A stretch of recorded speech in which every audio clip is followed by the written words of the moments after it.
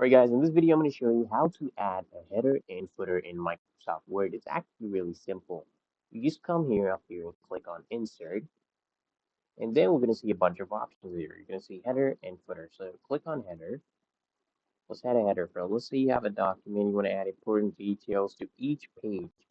Let's say name, your registration number, anything you want to add. Just come here, click on blank 3 column.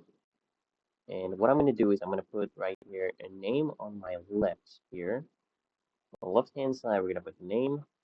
This one we can leave a blank, so I just remove it. And here is our registration number. Boom, there we go.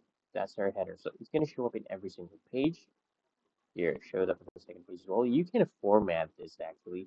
If you want to change the style, font, or anything like that. Let's say I want to format it, make it bold and italic. There we go. It changed. See? All right, this part did not change, so we're gonna also change this.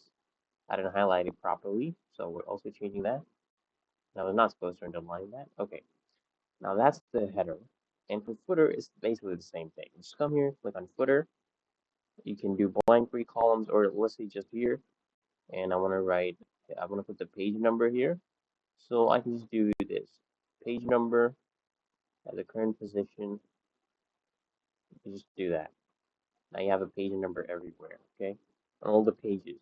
It's that simple, guys. If this video helped you, make sure to like, comment, and you can subscribe.